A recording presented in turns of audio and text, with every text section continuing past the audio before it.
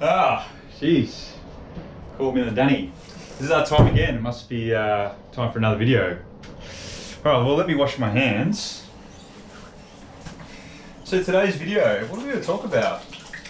Let's talk about what it takes to set up your own panel shop on the cheap. Come with me.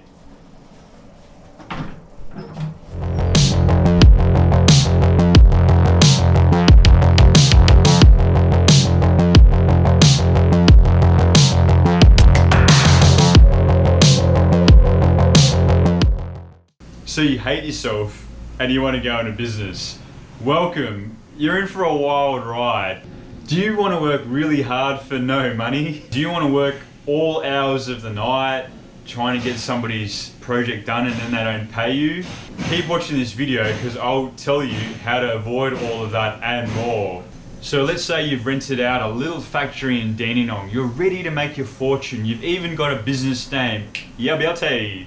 What does it take to run a successful panel shop? Well, I'm here to tell you. I strongly believe it's in your best interest to hire or rent out a factory because you've got a professional space, it's a workplace. Let's say that you're a young bloke, 20, 30, 40s, and you want to start your own panel shop.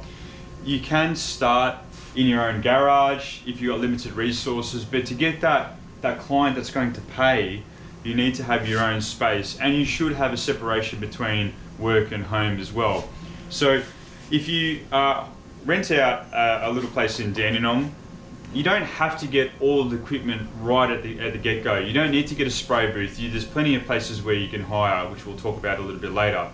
But basically you want to set up a space where you can bring clients in and then they can sort of have a look around and have a bit of fun. Okay, so first things first, it's about location. If you're from the southeastern suburbs, fine. If you're from west side, fine. North side, and that goes for any state. But we're in Melbourne. All right. So first things first, you've got to decide: are you doing it out of your garage? Okay. Are you doing it out of a mate's place, or do you want to rent your own warehouse? Let's say you want to go quite professional because you want to be tip top and you really want to make a go of it. You're gonna look for a place here. So let's look for a place. Okay. Once you've found a place, you want to contact the agent and you want to secure the place with 1 month free rent. Something like that, neat and tidy. What you might want to do is you might want to roll the floor in epoxy to make it look really nice. The lights look pretty good. There's a bit of razzmatazz over here. You can fit a few cars, a bit of parking. Great. The rent is about 14.5 grand plus GST. Forget about the GST because you're going to register it as a GST business. So that would come to about $280 a week, thereabouts. Mate, running a panel shop is not like 24-hour, 7-day-a-week smoko. You've actually got to do some work. That's if you want to make some money. Okay, so you don't need a spray booth. Spray booth is a large capital investment. So what you would do, and there's heaps of them now, you just hire a spray booth. So if you've got a prep bay at your place, then you would use that for a top coat, and then you would also, for clear coat, you would hire a booth. So the way that some guys do it, they'll hire this booth for $50 an hour during the weekdays, and we've got no minimum hire time or no maximum hire time, so you can just come in and do your work. As you can see, the booth is being used right now. Mate, some people have sort of said, why don't you keep your booth immaculate? It gets smashed all day, every day. We're in the business of making money, so we do clean the walls, but every single time I do hire it out, I'm not naming any names, basically what happens is I open the booth door and there's artwork all over the walls. You'll see what I mean. We're in the booth now. We actually hire out the spray booth, and I've been hiring out the spray booth for about 3.5 years. Not really to make money, more so because I'm here all the time anyway. So when I'm working on my own projects, it's kind of good to have somebody here as well. So I do hire it out on Saturdays, sometimes Sundays if I feel up to it. But I love seeing people get their projects finished. We've had a couple cars painted here that was featured in Street Machine, but pretty much this booth is used day in, day out. And any paint that you see that's not green, that's on the walls, comes from somebody else. So people love to spray artwork all over the walls. I walk in here and almost every day, every week, I've got to clean the walls. I change the filters almost every week because it just gets smashed, completely smashed. So, you know, it's unbelievable. We've got some of our farm machinery over here and, you know. See, what you got to do is after you've decided your business name, your business structure, if it's a PTY Ltd and a register for all the taxes under the sun, you've been spending money and you haven't made a single cent. Well, let me tell you, it will continue, okay? So, what do you need for your shop equipment? Let's go through it. You need this, you need this, you need this, and that,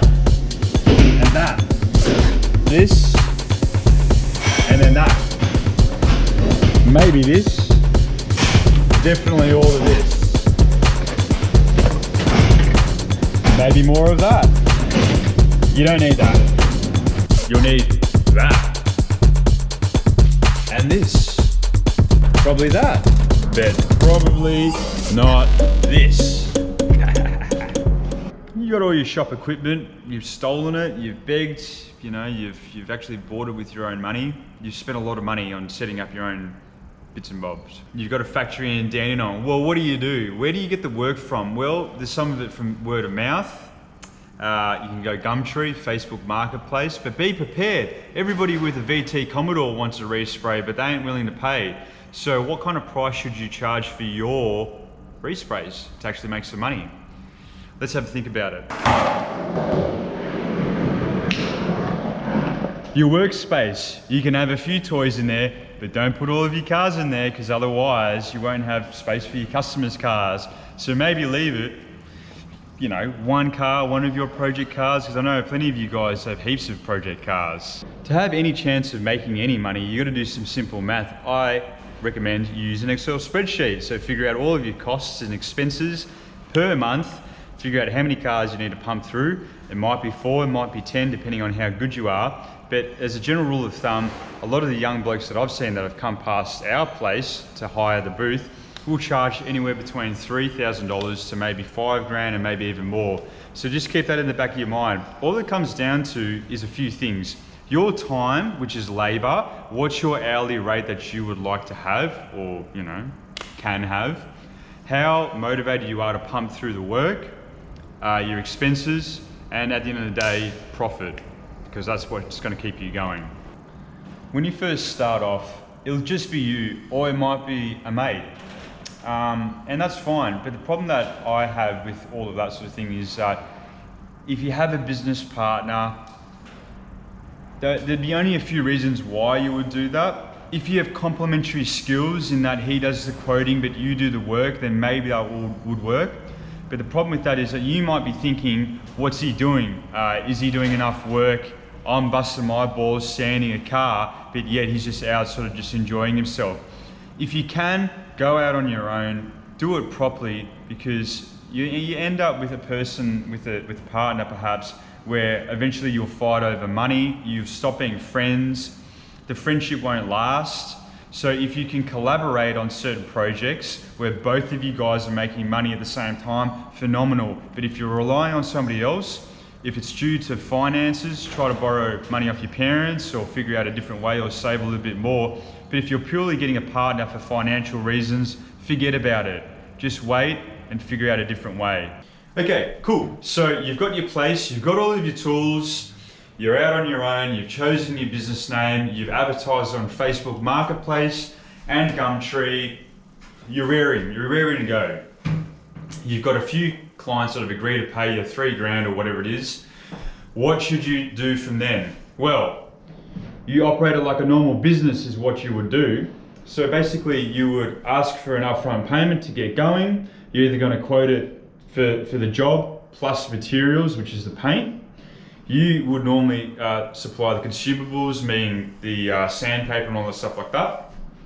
So then after you've quoted the job, they've accepted, they paid you a deposit, you're going to try your best. I'm not sure whether all of you guys would do this, but you'll just invoice on a weekly basis because you want to wage yourself, you know, otherwise your income will be very, very lumpy. It'll be hard to get loans in the future.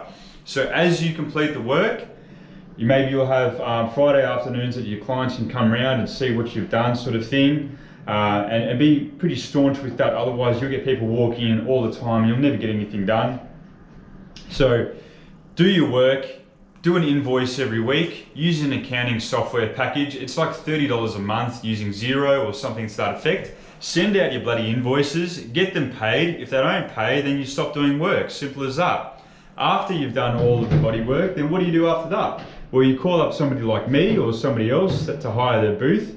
You book in a time at the cheapest rate. You trailer it down and then you spray it up. Client can be there on the day or whatever it is. And then after that, the job's done. After you've knocked out some schmicko paint jobs, it's time to start up a Facebook page. And from then, word of mouth will spread like wildfire. You're only one person, so you can only do one car at a time. Don't take on too much. Maybe have 2 or 3 cars in your shop at any one time. If you do find that you're inundated, it's going to come down to how much you've quoted, whether you can afford staff. Now, if you're paying people cash in hand or something to that effect, I won't comment on that. Plenty of guys do. But if you want to have employees, you're gonna have to quote a little bit more. Okay? Not every client has to become your best friend either. If they're a client, they want something from you, you want something from them. So basically, it's a mutual exchange. Don't make it complicated. Make it as simple as possible. Make Fridays the opening day when people can come in and check out some of the work that you've done. But other than that, it's up to you to be staunch and sort of say, well, look, I'm actually working here and this is, I want to get the job done. If you keep on coming in to check on every little sanding panel that I've sanded, it's not going to work. So if you communicate correctly with your client from the get-go, they're going to figure out the way that you work and they're going to be in tune with how you work, not the other way around. Because at the end of the day, you want to get paid for your job, move on to the next car or shitbox or whatever it is you got going on, and away you go. If you guys like this video, just comment, like, and subscribe. Leave a comment below and tell me whether you've ever started up a panel shop and some tips and tricks for the young fellas so they don't get caught in a trap. Cheers.